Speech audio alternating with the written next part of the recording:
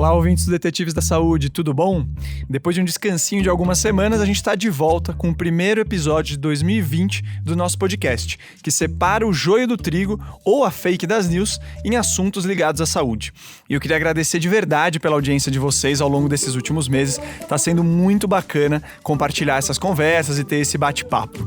E bom, vamos começar 2020 com uma temática que tem tudo a ver com janeiro. Na verdade tem tudo a ver com o ano inteiro, mas como janeiro é o mês de início ou reinício, a gente precisa falar de check-up. Ou melhor, todo mundo deveria fazer check-up? Ou melhor ainda, o que seria um check-up inteligente? Bom, eu sou o Theo Ruprecht, eu sou editor da revista Saúde e eu tô com um pessoal bem gabaritado aqui ao meu lado para ter essa conversa. Bom, vou começar apresentando o Dr. Carlos Eduardo Santos Ferreira. Ele é patologista clínico da Universidade Federal de São Paulo e do Hospital Israelita Albert Einstein. Ainda é presidente da Sociedade Brasileira de Patologia Clínica e Medicina Laboratorial. Tudo bem, Dr. Carlos? Tudo bem, Theo. Tudo bem, André? Maravilha. Bom, o Dr. Carlos aqui já antecipou. Também está o André Bernatti, que ele é repórter da revista. Já fez algumas boas reportagens sobre exames e check-ups. Tudo bem, André? Fala, Theo, tudo bom? Feliz 2020 para você e para todos os nossos ouvintes. Maravilha. E bom, estamos também com o Dr. Ibrahim Maciarelli Pinto, que é cardiologista do Fleury Medicina e Saúde e também pertence à Sociedade de Cardiologia do Estado de São Paulo. Como vai, Dr. Ibrahim? Tudo bem? Como é que estão as coisas? É um prazer estar aqui com todos vocês. Maravilha, gente. Bom, então vamos direto começar para a primeira parte da conversa, que é basicamente definir o que é um check-up. Bom, gente, a ideia de check-up passa uma impressão de quase que exames pré-determinados, né? Coisas muito fixas. Eu queria ouvir de vocês como a gente define check-up para os nossos ouvintes. Então, Theo, é um conceito bem amplo, né? Não tem uma regra, não tem uma receita de bolo, né? Você pode ter diferentes tipos de check-up. Eu coloco como uma avaliação médica ou avaliações médicas e de profissionais da área da saúde. Aí eu coloco nutricionista, fonoaudiólogo, terapeuta ocupacional, psicólogo, tudo integrado e realizando em conjunto exames complementares, tá? Na busca de prevenir e identificar precocemente algum grupo de doenças. Legal. Doutor Ibrahim, focando nessa coisa da pré-determinação, né? A gente vê muito isso, né? A pessoa chega, tem que fazer isso. Tem algumas baterias de exames que até aparecem muito comumente. Isso é o ideal? Como é que na verdade, que deveria funcionar? O interessante do check-up é o fato dele ser um conceito em evolução. Né? Então, aquilo que se falava em check-up 30, 40 anos atrás é completamente diferente daquilo que se fala hoje. Então, como o Carlos comentou, você primeiro tem outros profissionais além do médico envolvido nisso. Você não tem só o médico envolvido no processo. E segundo, o ideal é sempre você dirigir para aquele grupo de maior ou menor risco em que a pessoa se coloca. Então não é só um grande carimbo que você vai fazer. Claro, tem algumas coisas com as quais você se preocupa para todo mundo, mas tem outras que a pessoa pode estar com maior risco de desenvolver uma doença ou outra. Acho que a gente vai ter oportunidade de explorar isso ao longo da nossa conversa. Ou ainda se a pessoa quer fazer alguma coisa específica. Então você vai dirigindo os exames que você quer fazer para excluir ou identificar algumas doenças ou avaliar a possibilidade que a pessoa tem de fazer uma determinada atividade ou não. A questão da medicina como um todo, ela evolui hoje cada vez mais para uma situação personalizada. Você tenta não identificar os indivíduos apenas como um elemento da população, mas como um indivíduo.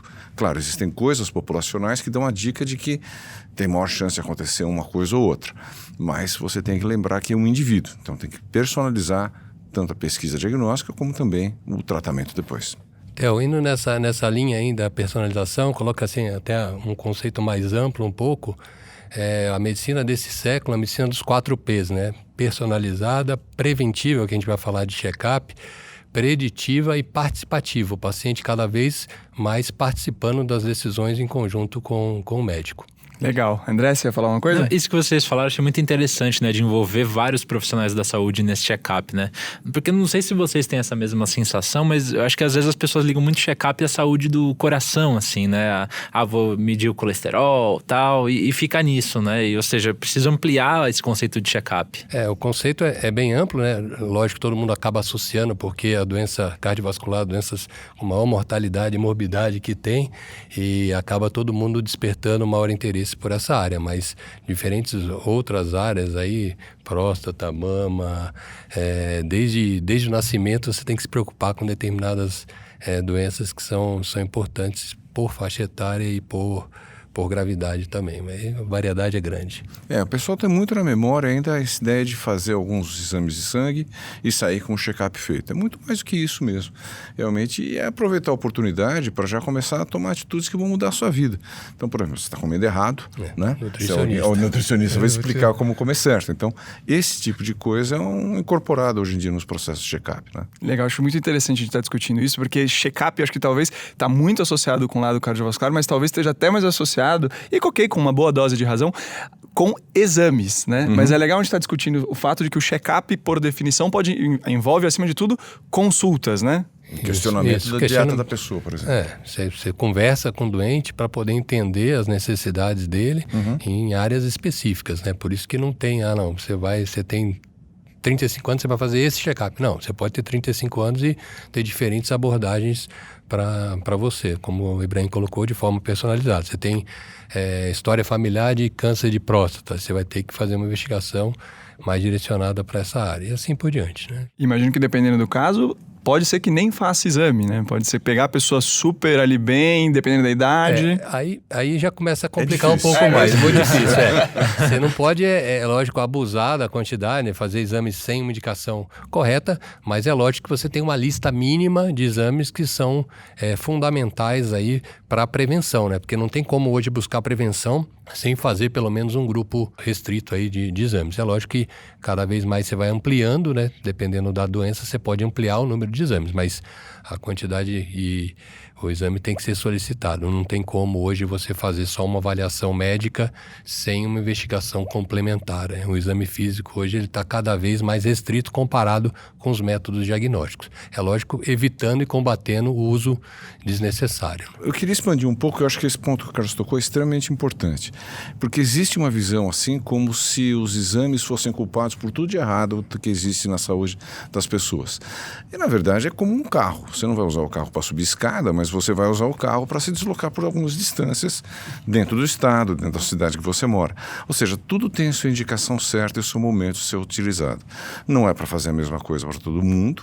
Então, esse conceito da personalização que a gente está comentando, mas também não é para você deixar de fazer coisas que podem mudar a sua história só para um exame a mais. Não, se aquele exame for importante, você vai fazer. E uma curiosidade, doutores, né? Eu acho que é muito comum esse pensamento, né? De quem procura acha. Então, muita gente nem faz o exame. Às vezes a pessoa faz o exame e não vai buscar o resultado. Muito comum. Isso ainda é muito comum? Muito comum.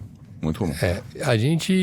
Muita gente acaba se preocupando demais no momento de fazer e acaba depois não indo atrás, né? Até checando o resultado, mas não indo atrás do médico para poder ter a solução, né? Essa questão dos exames não acessados, a quantidade é muito pequena, né? Você fala, todo mundo faz, surgiu na imprensa aí aberta que os exames não eram muito acessados, mas isso, o indicador, a gente chegou a fazer um trabalho na sociedade, o indicador é menos de 5% que as pessoas não acabam acessando, né? Mas é importante deixar divulgado, é importante ela fazer o exame e procurar a orientação, o que fazer com o resultado do exame, né? O que é muito comum é exatamente isso que o Carlos comentou. A pessoa pega o resultado e fala, puxa, meu colesterol está alto. E agora? Bom, 1 hora eu vou cuidar disso. E aí ele vai checar no ano que vem e fala, puxa, meu colesterol continua alto. Claro, não fez nada, não mudou o estilo de vida, não tomou remédio, não fez nada. Então, o mais comum é exatamente isso, é o desprezo, entre aspas, pelo resultado. Já fiz minha parte, fiz o check-up. Agora a vida é que resolve os problemas que ela criou para mim. E não é bem assim. Não adianta. Ela tem que ir no médico para ajudar a interpretar e ver o que fazer a partir disso. E tomar uma atitude, né? Então, mudar hábito é difícil, né? Realmente é complicado, mas as informações em relação à saúde a gente já tem. É importante a pessoa ter essa consciência para realmente mudar o hábito frente aos resultados dos exames. Maravilha. Bom, obviamente a gente vai falar aqui de casos como exames para pressão, exames de colesterol e da importância de tudo isso, mas só para ainda a gente continuar nessa definição, eu acho que é importante mesmo. O Dr. Ibrahim falou que se coloca muita culpa às vezes, né? Nos diz, o exame é um problema e tudo mais. Mas eu queria só entender para a gente entender quando o exame é um problema, né?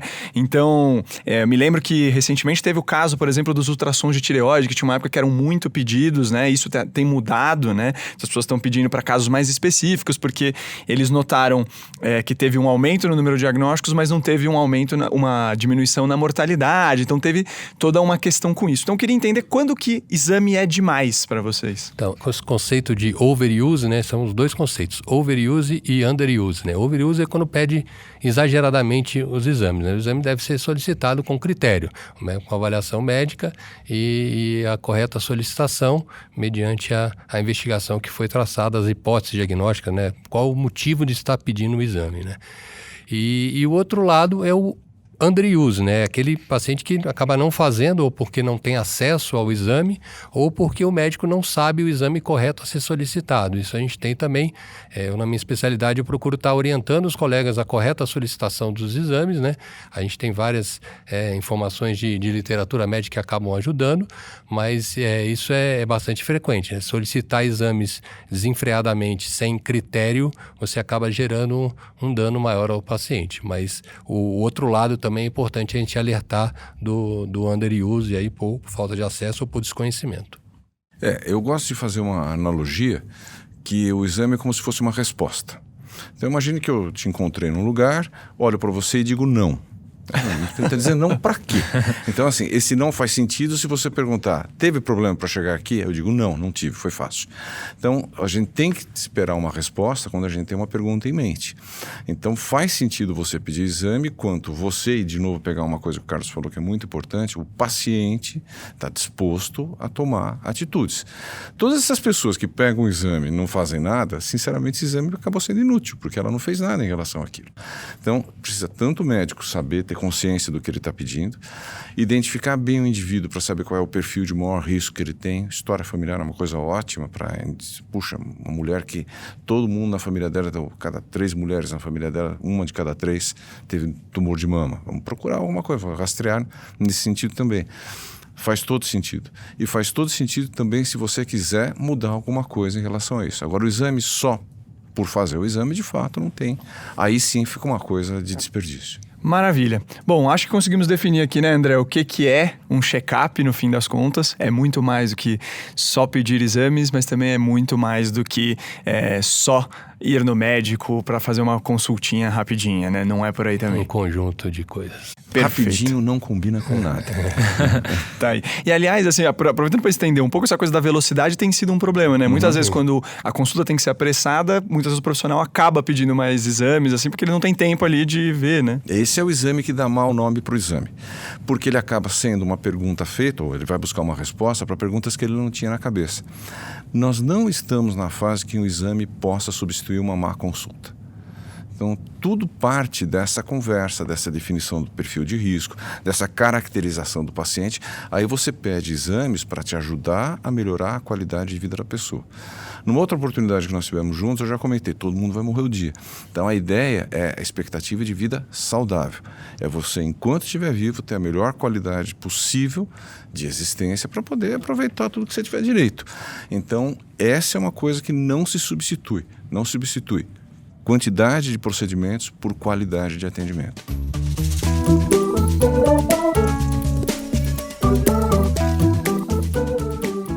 Bom, a gente estava falando então que os exames devem ser personalizados. Agora eu vou fazer aquela provocação, né? Mas, ok, os exames têm que ser personalizados, mas tem certos testes que todo mundo tem que fazer? Como é que a gente lida com isso? Sim, isso eu acabei comentando no início, né? A gente tem algum grupo de exames que são mais ou menos padronizados, pode dizer assim, que são importantes para a prevenção por determinada faixa etária e periodicidade, né? É importante isso também.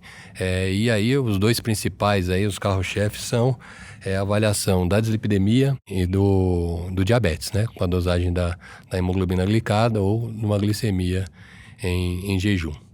São os dois principais. A OMS, a Organização Mundial de Saúde, ela traz uma lista de exames focados em prevenção. Depois, se vocês quiserem checar, tem uma lista de exames. É lógico que vai além desses 2 exames, né? Mas depois você pode checar que é uma lista não tão restrita, aí pega avaliação de função renal, né? Avaliação de urina e outros exames. Então, a gente vai colocar isso, então, gente, no link da nossa matéria que vai vir com o podcast. Vocês podem dar uma olhada lá. O exame de pressão, né, que afere a pressão, também é importante nesse sentido? Desde o primeiro ano de vida. Na verdade, os bons pediatras medem a pressão das crianças em cada consulta, porque você pode ter casos de hipertensão já na infância. Mas é importante que, principalmente com a medida que a gente vai ficando adulto, pelo menos 2 vezes por ano a gente tem essa aferição de pressão arterial. Agora, por que essa preocupação com pressão arterial, com colesterol, com diabetes? Porque nem tudo a gente consegue personalizar. Nós estamos caminhando para isso, mas a gente sabe por estudos populacionais que algumas coisas matam muito mais que outras. Você falou porquê da preocupação com o coração, porque ainda é a principal causa de morte que a gente tem no mundo. O diabetes está crescendo, por uma série de motivos que a gente gosta de conversar, mas que, enfim, não é o foco do assunto aqui agora. Então, você dirige os exames para isso. E a hipertensão, por si só, é o principal fator de risco ligado tanto a infarto quanto a AVC, né? Todo mundo chamava de derrame, já está todo mundo chamando de AVC agora, mas ainda tem que fazer essa comparação, e com insuficiência cardíaca. A insuficiência cardíaca é uma coisa muito preocupante para o paciente hipertenso, que muitas vezes ele não desconfia. Ele vai sentindo um cansaço, engordei um pouquinho, estou ficando um pouco mais velho. Não, às vezes é uma hipertensão que está mal controlada e está fazendo seu coração funcionar pior. Então, pela prevalência da hipertensão e pela importância que ela tem como fator de risco para a doença cardiovascular, ela é um foco frequente de avaliação. Tem que ser uma preocupação do paciente e de quem cuida da saúde dele.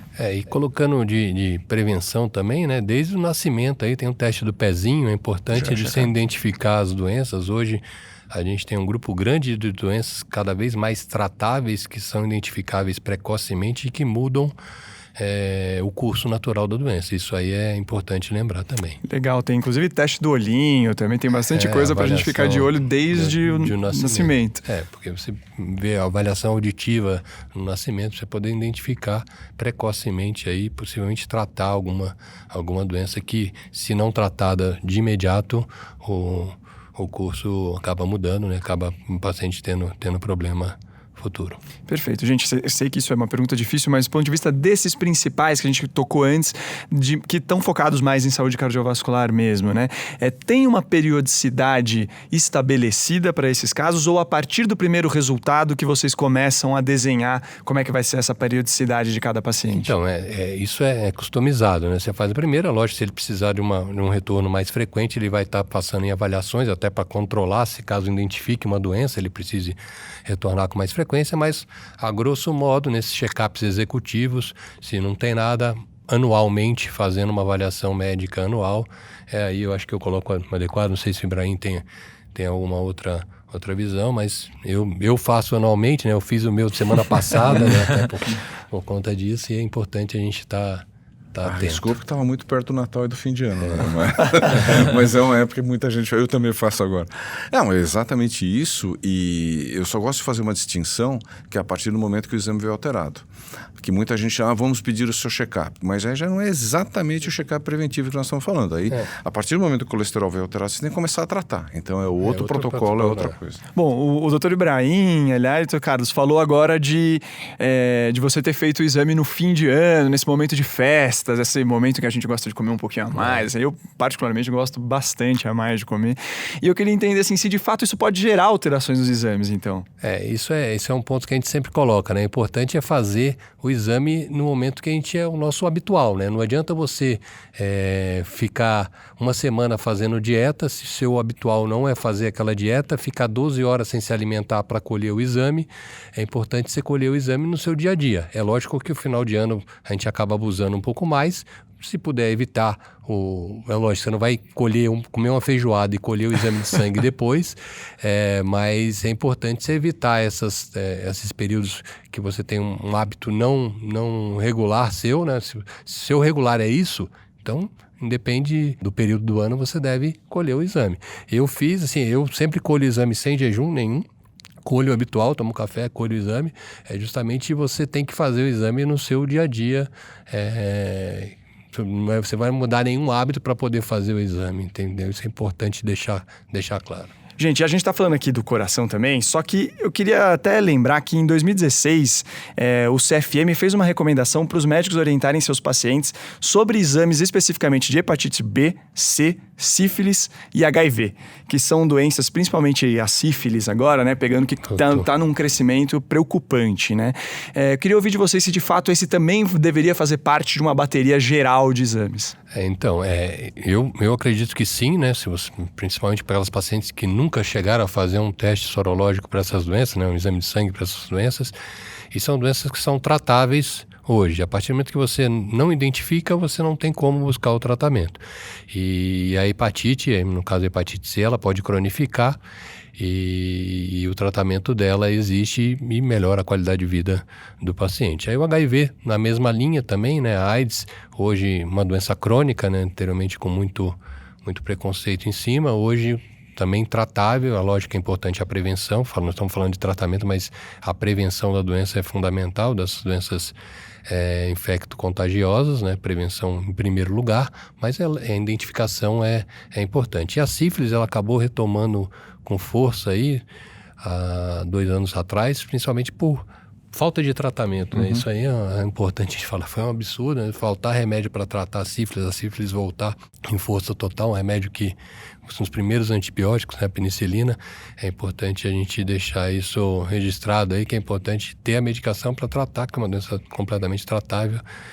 E a gente teve aí um ressurgimento da sífilis aí 2, 3 anos atrás. Eu sou plenamente favorável a incluir isso num rastreio de exames, até porque, pelo modelo de check-up, muitas vezes o check-up é feito com aquele médico que a pessoa conhece, mas muitas vezes é um médico que ele está vendo a primeira vez. E são hábitos de vida que nem sempre a pessoa vai entrar em pormenores. Então, muitas vezes ela está conhecendo o médico, ele tem um esquema de vida sexual muito ativa, com muitos parceiros, mas a pessoa tem uma certa restrição. Bom, estou conhecendo esse médico aqui agora, não sei se ele vai me julgar ou não. E não abre tanto o jogo. E eu estou comentando isso porque recentemente a gente viu um caso na rede pública de uma pessoa que tinha uma doença de aorta, que parecia muito uma ortite sifilítica, e era. E ninguém tinha desconfiado. Aí depois que você contou, olha, já chegou no seu coração e tal, não, é que realmente eu estou levando uma vida mais ativa, procurei tratamento para um problema venéreo e não tinha. Então, ir atrás ativamente dessas coisas que estão aí é muito importante. Principalmente para aqueles que nunca chegaram a fazer o exame, né? Isso é mais importante. A gente faz periodicamente, é importante ter tudo, mas é importante buscar ativamente essas doenças.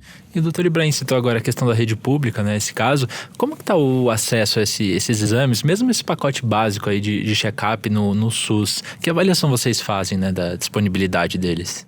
Então, eu acho que grande parte desses exames que a gente está falando tem acesso ao Sistema Único de Saúde. É lógico que eu não sei se tem algum centro do Sistema Único que faça essa avaliação em conjunto com esse nome de check-up indo periodicamente. Você vai, procura um médico, o médico é um médico da família ou um clínico geral e busca uma orientação em relação à solicitação desses principais exames ou direcionado para algum exame específico. Mas a maioria desses exames que a gente comentou aqui até agora, todos estão disponíveis na rede pública. Estão, e eu vou me permitir aqui deixar de ser politicamente correto e dizer que eu acho que essas coisas deveriam ser mais ativamente utilizadas. Porque o Carlos já comentou uma coisa que eu acho extremamente importante, que é a prevenção. Só que existem, assim, no Brasil, principalmente, faltas de políticas públicas em relação à prevenção. Se investe muito mais em tratamento do que em prevenção. Então, se pensa que o desempenho de um certo Ministério da Saúde, de um certo Ministro da Saúde, por exemplo, é maior ou menor porque ele construiu mais hospitais, porque ele equipou mais. Acontece que você teria muito mais impacto no longo prazo, esse é o problema, se você investisse em prevenção. Para cada pessoa que você vai reduzir o diabetes, para cada pessoa que você vai reduzir a pressão arterial, que você vai reduzir a cintura abdominal, você vai reduzir o número de pessoas que precisam ser internadas no futuro. E o custo disso, no final de 10, 15 anos, talvez seja esse o problema, a falta de visão de 10 em 15 anos, a gente acaba não investindo na prevenção dessas pessoas. Mas isso seria fundamental. e disponíveis, a maior parte desses exames são, sim. Né? Assim como, por exemplo, se a gente pensar em certos tumores, não vamos pensar só no lado de coração, em que se você faz o diagnóstico precoce, pense você num indivíduo, numa mulher, num homem na faixa aí dos seus 40 anos, que já começam a aparecer alguns tumores. Se você pegar isso numa fase muito inicial, em que essa pessoa não precisa parar de trabalhar, ou que ela vai parar de trabalhar por um tempinho, depois volta e provém o seu sustento, isso custa menos para o governo, isso custa menos para a sociedade.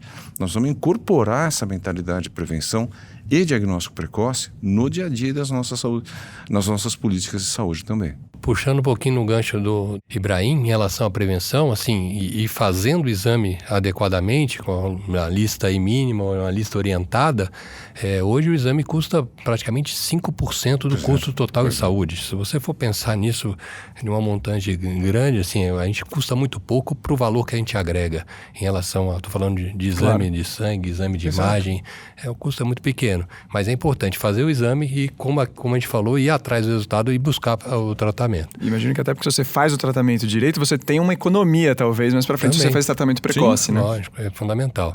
E a gente acabou lançando, a Sociedade Brasileira de Patologia Clínica, no ano passado, uma campanha #EPrevenir, né? Importante é prevenir, justamente indo nessa linha, alertando a população toda como ir atrás de exames preventivos. Foi uma campanha muito boa, cara. Bom, gente, falando também um pouco sobre tecnologia, né? A gente falou aqui agora há pouco de exames que são mais simples, mais facilmente acessados e tudo mais. A gente também tem exames de alta tecnologia e é natural que o paciente, quando ouve falar deles, né? A própria revista Saúde fala de novidades, pintou um novo exame e tudo mais. É natural que o paciente fale, olha, eu quero fazer esse exame, porque olha o nível de detalhamento e tudo mais. E eu queria só entender com vocês, assim, de fato, quando a gente parte para esses exames mais minuciosos, mais tecnológicos, e quando às vezes eles de fato, assim, nossa, vão trazer imagens lindas, mas não vão trazer mudanças tão interessantes do ponto de vista de diagnóstico e mesmo de tratamento. Quer falar da imagem, Ibrahim? Depois eu falo do sangue. Vou falar um pouco da imagem. É uma coisa muito interessante esse fenômeno, porque acontece com todo mundo, acontece com o paciente, acontece com o médico. Quando um procedimento novo chega, ele desperta algumas emoções. No médico, geralmente, ele desperta descrença. No paciente, e se a imagem é colorida principalmente, ele desperta um fascínio, né? E principalmente se alguém famoso fez, que isso é outra coisa que tem muito impacto na decisão das pessoas. O artista X fez o exame Y e descobriu que tinha tal coisa. Pode ter certeza que vai ter mais gente querendo fazer aquele exame Y para chegar no mesmo diagnóstico. E aí que é importante algumas coisas. Primeiro, buscar informação em locais confiáveis, porque nem sempre aquilo que está escrito... O ser humano tem uma tendência muito grande a acreditar tudo que está escrito, mesmo que seja errado, né? E as pessoas procuram muitas vezes informações na internet, por aí, vão pegar coisas que não necessariamente são verdades. Segundo, ter comprovação científica daquilo que o exame oferece. E aí que esse papo médico-paciente e aquele compartilhamento de decisão que o Carlos já tinha mencionado antes é importante. Para saber, no seu caso, por exemplo, se aquele exame vai trazer alguma informação a mais ou é um exame para ser solicitado, muitas vezes como uma segunda opção. Olha, uma segunda opção não, mas uma consequência do check-up inicial. Olha, deu aqui essa alteração, isso pode nos abrir algumas possibilidades diagnósticas, então nós vamos ter que fazer esse outro exame para confirmar se isso existe ou não, que muitas vezes é a causa. E terceiro, o exame tem que mostrar que ele é custo efetivo. O que quer dizer isso? Quer dizer que eu fazendo aquele exame, eu vou conseguir melhorar a qualidade de vida da pessoa, vou conseguir melhorar o tratamento daquela pessoa, vou conseguir evitar aquilo que a gente chama de desfecho, ou seja, são as coisas ruins que podem acontecer na vida da pessoa, sem implicar que aquilo leve a pessoa à ruína, né? Então o exame tem que mostrar que ele é efetivo, que ele muda, ter aquela informação do exame, muda. Por isso, por exemplo, o Carlos está mais capacitado que eu falar sobre isso, mas por isso que alguns marcadores genéticos de tumores não são incorporados ainda na prática diária. Porque para alguns tumores você não tem um determinado tipo de tratamento. Então tem gente que tem resistência. Será que eu incorporo isso aqui ou não? Isso é uma discussão para ser levada muito pessoalmente, muito caso a caso. Não é uma coisa para se decidir no carimbo, mas tem que ser decidido conhecendo o perfil do paciente, etc. Então os exames de imagem é a mesma coisa. Eles têm... isso aqui prova, eu posso fazer alguma coisa se ele vier alterado? Pode. Então esse exame passa a ser incorporado. É a primeira opção ou não? Depende. Depende, por exemplo, todo mundo que tem colesterol alto tem placa na coronária? Não. Então, tem uma série de características que vêm em outros exames que dizem, pode ser que exista uma placa, ele vai pedir um exame de imagem para confirmar se aquela placa existe ou não. Então, a incorporação de exames tem que passar por um processo científico, mas muita gente acaba mesmo se levando pelo entusiasmo, né? E aí pode cair no exagero do exame, o que é uma coisa ruim para todo mundo. Porque quanto mais exame você faz sem indicação, menos resultado bom vem. O que é o resultado ruim? Não posso fazer nada com aquilo, ou não sei o que fazer com aquela informação que veio. Então esse exame não devia ter sido pedido em primeiro lugar. Indo pro lado do sangue, na parte genética que o Ibrahim colocou, a gente tem uma tecnologia hoje, que é uma tecnologia que é capaz de sequenciar nosso genoma completo em um dia, colocar em menos de 24 horas, a gente consegue sequenciar todo o genoma e consegue buscar mutações específicas para determinadas doenças. Por isso que o médico tem que saber, na hora de solicitar e de interpretar corretamente esses testes genéticos, aí buscar um aconselhamento genético também importante. Não adianta, eu quero fazer o teste genético por fazer. Não, tem que saber por que está fazendo o teste e o que está buscando com essa solicitação. Essa tecnologia são os sequenciadores de última geração, né, que são esses NGS, né, chamados aí, que eles são capazes de fazer todo esse mapeamento genético. E uma outra tecnologia dentro do laboratório, que aí pega desde o teste do pezinho, né, que é a espectrometria de massa, capaz de detectar um grupo grande de doenças no mesmo processamento. Você consegue montar painéis de 60, 70 doenças do metabolismo no teste do pezinho. Você consegue fazer um painel de drogas na urina utilizado para o doping. É a técnica utilizada para a medicina forense para investigar crime. Olha. Essa espectrometria de massa, identificação de tumor em tempo real intraoperatório, ela está chegando forte aí e já está dentro do laboratório já há algum tempo, mas cada vez ganhando mais espaço. Então são essas duas principais tecnologias. E um outro movimento que está acontecendo é cada vez a tecnologia chegar mais próximo do paciente em casa, ter a comodidade de se automonitorar, né? Começou com diabetes, né? Dispositivos implantáveis. É importante ele ter o dispositivo, se monitorar para controlar a longo prazo a doença crônica. Mas não adianta ter o dispositivo e não ligar para o resultado. A gente já falou disso. Minha glicose está 350. E se você não tomar uma ação efetiva em cima disso, você vai continuar caçando os problemas. Não é só porque você tem um resultado que você vai estar com a solução. Se você não fizer o tratamento adequado, você não vai conseguir. Mas nesses dispositivos pequenos, é importante também a avaliação da qualidade, testar esses dispositivos, avaliar qual é a real custo-efetividade deles, né? Saber se eles servem ou não, em precisão, né? Testar o dispositivo para poder. Não adianta fazer um teste no aparelho que não funcione, que chute resultados muito variáveis, né? Estou fazendo num aparelhinho de glicose em casa que o aparelhinho não é confiável. Ele dá 70 e depois ele dá 150 numa mesma amostra. Então isso é importante o paciente conhecer o dispositivo que está te utilizando. E a gente teve um exemplo clássico aí, que virou até livro, série, Bad Blood, né, de uma americana que criou uma empresa, captou muito recurso lá fora, de uma máquina que prometia fazer 150 tipos diferentes de exames numa gota de sangue, né?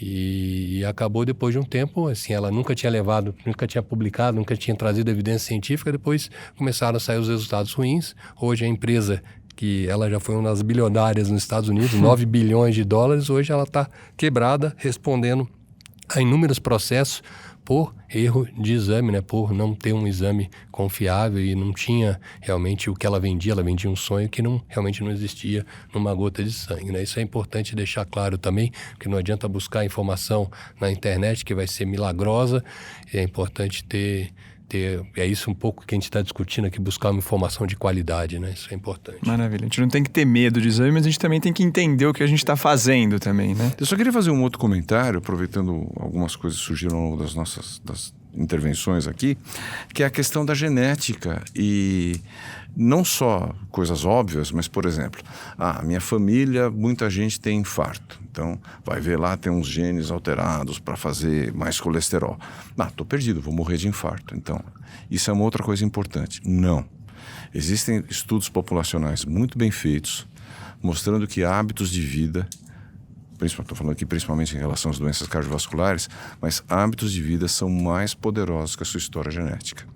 Uma das principais revistas de cardiologia que existe, que é a Circulation, publicou em novembro de 2017 um estudo bastante grande, muito longo, mostrando que você tem mais impacto dos hábitos de vida saudáveis do que da sua herança genética em relação ao colesterol, hipertensão, diabetes. Ou seja, você não é escravo da sua herança genética. Você consegue mudar essa história.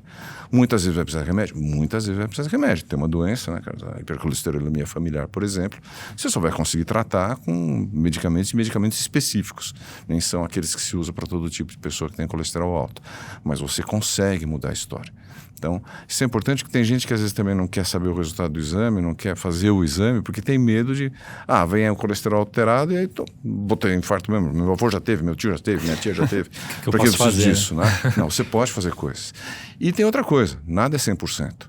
Não é porque teve muito caso de infarto na sua família, muito caso de tumor na sua família. Dá uma pensada em todo mundo que vocês conhecem da sua família agora, que vocês que estão nos ouvindo, que morreu. Não foi todo mundo que morreu daquilo. Né? Às vezes você tem uma propensão familiar a ter, por exemplo, AVC. Mas não foi todo mundo que morreu de AVC. Então existe uma penetração genética, existe uma expressão daquelas mutações genéticas maiores ou menores e pode ser que você esteja livre delas. Então a gente precisa saber as coisas. A história familiar é importante, serve para nos ajudar a guiar, mas você não é nem escravo delas e nem consequente, nem tem 100% de certeza que elas atingiram você. E acho interessante isso até para a gente discutir, porque a gente recebe muito comentário nessa linha, Dr. Ibrahim, assim, mas ele, meu amigo, fez tudo direito, comia bem, se exercitava, dormia, etc, etc, etc, e sofreu um infarto e tal. E aí muitas vezes a gente tenta devolver e falar, olha, talvez esses hábitos dele tenham feito, primeiro, ele viver melhor e também postergar esse evento. Talvez esse evento tivesse acontecido antes, esse infarto tivesse vindo antes, se ele não tivesse feito isso, né? Então é importante a gente também não olhar só pro que aconteceu ali naquela fotografia, né? Isso é fundamental. Isso é fundamental. As pessoas têm a tendência a raciocinar também muito pela exceção. Né?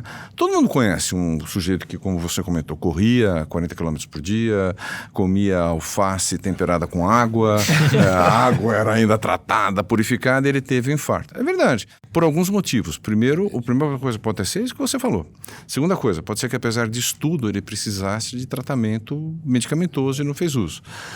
E terceiro, que é uma coisa que a gente tem que saber, a ciência é uma coisa que está em progressão. A gente não tem a resposta para tudo. E isso é uma coisa que, principalmente nos últimos anos, como o progresso científico foi muito rápido, as pessoas têm a sensação de que já tem as respostas para todas as coisas. Aí acontece casos como esse do Black Blood que o Carlos mencionou. Todo mundo cai, é cientificamente provado. Primeiro, precisa ver se é mesmo. Segundo, saber que existem buracos na ciência e que a gente continua progredindo.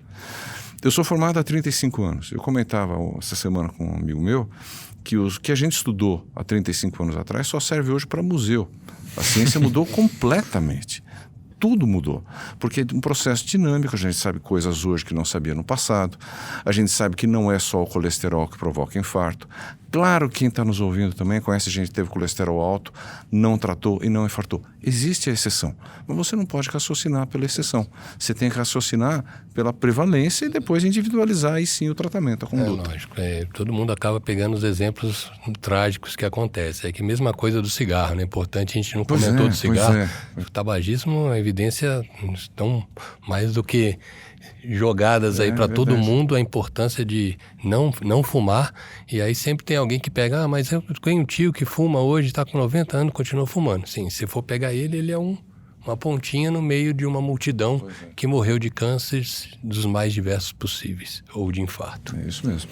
Legal, e até puxando para essa coisa do tabagismo, doutor Carlos, para falar um pouco de pessoas que têm fatores de risco, né, de determinados hábitos. Então, por exemplo, para o fumante, ele, salvo engano, faz então uma tomografia de pulmão porque ele é fumante e isso, no caso, ajuda ele a diminuir a mortalidade porque ele vai detectar o câncer de pulmão.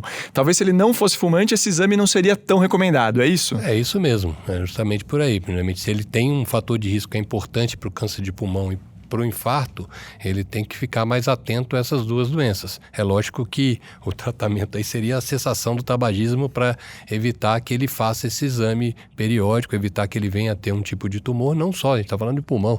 O cigarro ele causa diferentes tumores aí, outras doenças também no nosso organismo. Mas caso ele fume e continue fumando, é importante prevenir. Tem diferentes outros exemplos disso. A comida crua no Japão, eles fazem endoscopia anual para identificar câncer de estômago, precocemente para tratar, para que evite a evolução desse câncer rapidamente. São fatores de risco para determinadas doenças. No sul, aqui do país, tem o câncer de esôfago, né? A identificação do câncer de esôfago com o uso do chimarrão, a bebida quente. E assim por diante. Os exemplos eles vão cada vez mais claros aí, trazendo um pouco da realidade nossa aí, mas é importante prevenir. Né? Maravilha. Então, além do histórico familiar, a gente tem que olhar também para os nossos hábitos e, a partir dos nossos hábitos, fazer a recomendação certa de exames de check-up, né? Isso. Só morre afogado quem entra na piscina, né? Tem que olhar o hábito da pessoa. Bem colocado, doutor. Eu queria fazer uma pergunta assim de tendências, porque vocês falaram muito de teste genético e tal. Como que vocês veem o check-up do futuro? Assim? Como que a gente vai evoluir e cada vez mais personalizar, né, esses exames? Eu acho que a medicina está passando por uma evolução. Né? Não é uma revolução, porque nós não vamos mudar o que a gente faz, nós vamos melhorar a forma como nós fazemos. Muitas coisas que se herdaram do passado permanecerão, mas outras muitas mudarão. Seguramente coisas como inteligência artificial vão nos ajudar muito. Se eu olhar principalmente do lado do paciente, virão inúmeros benefícios. Por exemplo, quem sabe processando os grandes dados, se a gente pensar em Big Data, essas coisas que estão na moda, a gente não vai conseguir identificar fatores de risco que até agora pelos métodos científicos convencionais passaram despercebidos. Por que não? Né? O progresso também vai trazer novas maneiras de se interpretar a imagem. Nós vamos conseguir interpretar a imagem e passar, quem sabe, a valorizar coisas que não se valorizavam até agora. Então, isso é uma coisa que vai acontecer. A genética vai passar a ocupar um papel cada vez maior. Principalmente à medida que nós vamos entender a maneira como ela interage. Porque o gene não é bem como tudo... A maioria das pessoas pensa que você herdou um gene, ele em um determinado momento da vida vai ligar e aquilo vai gerar um processo qualquer. Muitas vezes ele pode ser deflagrado por uma ação que você faz. Quer dizer, a interação do indivíduo com o meio ambiente pode fazer com que um gene se expresse ou deixe de se expressar. Pode levar a uma mutação, pode não levar. Então, nós vamos aprender mais sobre isso e o que é causal. Quer dizer, o que é causa, qual é a alteração genética que causa alguma coisa, qual é aquela que é consequência de hábitos, nós vamos aprender também. Então nós vamos cada vez mais personalizar. E aí é um caminho interessante que para personalizar a abordagem e o tratamento, nós precisamos de muitos dados populacionais para saber o que é importante e para entender melhor as diferenças entre os indivíduos. Puxando o gancho, esses dados já estão sendo gerados, já estão sendo armazenados, desde dados genéticos, né? Hoje o banco de softwares que captam esses dados, não só no Brasil, mas mundo afora, caso surja alguma doença, vão buscar nesses softwares características clínicas específicas de determinados pacientes, que eles acabam descobrindo novas doenças que antes não eram batizadas, dizemos assim, através desses bancos de dados. E não só novos exames, novas profissões, né? Disrupção está acontecendo na área da saúde também. A gente está falando de bioinformata hoje. Bioinformata é um profissional que, vai botar, daqui 10 anos atrás não existia dentro de um laboratório clínico. Hoje, cada vez mais a gente está buscando esses profissionais, né? Profissionais que tenham conhecimento da tecnologia de informação e conhecimento de saúde para poder trabalhar e analisar esses dados, né? Isso é importante a gente tá colocando também, né? Legal. E vocês falaram de inteligência artificial e do Big Data, só talvez para explicar para o nosso ouvinte que uma coisa, assim, um indivíduo já gera muitos dados. Então você imagine aí o quanto de dado você gera do ponto de vista de saúde, quanta coisa você tem que pensar aí da sua saúde. Agora você multiplicar isso por 1 milhão, por milhões de pessoas. Isso é uma coisa que o trabalho de um cientista seria, vamos dizer, hercúleo, para ele conseguir fazer na mão todas as contas e identificar todos os fatores de risco, porque afinal ele precisa de dados de muita gente. Eu acho que é aí que a inteligência artificial e o Big Data, como o Dr. Ibrahim e o Dr. Carlos estavam falando, pode ajudar muito. Como eles conseguem processar dados a partir de certas instruções, esses computadores podem nos ajudar a identificar uma coisa que às vezes estava escondida, porque ninguém tem culpa disso, mas o dado ele é difícil de você minerar. Então, com esse tipo de avaliação, você consegue identificar. É isso aí, né, gente? Perfeito. É isso aí, bem colocado. Maravilha. E a gente conversando um pouco antes aí em relação a exame, né? Normalmente a gente fala importante de colher a história, né, do paciente entender por que a gente vai solicitar esse determinado exame, e é lógico solicitar corretamente o exame. Indo para o lado do exame físico, né, que eu gosto de colocar, a gente falou, hoje cada vez fica mais restrito, né? Com tanta tecnologia, você comparar a capacidade do exame físico em determinada doença. Você vai comparar o que o médico fazia anteriormente aí, a palpar, auscultar com estetoscópio. Hoje a gente tem muito mais tecnologia que permite um diagnóstico muito mais acurado. E a partir do momento que a gente dá um diagnóstico acurado, o tratamento é correto. Depois de um diagnóstico errado, o dano ao paciente ele existe e pode ser grave, né? Isso é importante a gente colocar. A parte mais importante de uma consulta continua sendo a história. Né? O bom médico é aquele que escuta bem. Então, isso é uma coisa muito importante. E que imagino que tem tempo para isso também. Isso é fundamental, né? Legal. E eu não sei se no futuro vão ter softwares capazes de identificar voz, né? Já tem softwares capazes de identificar voz que acabam colhendo a história melhor do que o médico. A gente tem alguns softwares. Psiquiatra, normalmente já é uma especialidade que trabalha muito isso, né? Psiquiatra, praticamente a interação é direta com o paciente para identificar o diagnóstico. Tem computadores que fazem as perguntas, os pacientes respondem e eles tentam buscar o diagnóstico também. Pode ser que no futuro a gente caminhe, mas aí fica muito impessoal, né? Normalmente é que nem você chegar em qualquer atividade sem encontrar um robô para falar com ele. Imagina chegar no consultório médico, encontrar um robô e começa a conversar com o robô. E tem coisa que realmente precisa ter o toque humano aí que é importante nas relações. Eu queria fazer essa observação, porque tudo está mudando. Isso foi um ponto muito importante que o Carlos comentou. E o que eu acho que a inteligência artificial vai obrigar, principalmente o médico, a fazer é se reinventar. E ela vai nos obrigar a sermos muito mais humanos do que somos. Porque só simplesmente o processo decisório de investigação, as máquinas vão fazer muito bem. A máquina não tem problema com a família, não dorme mal, não chega tarde, ela está lá trabalhando, faz aquela função para a qual ela foi criada.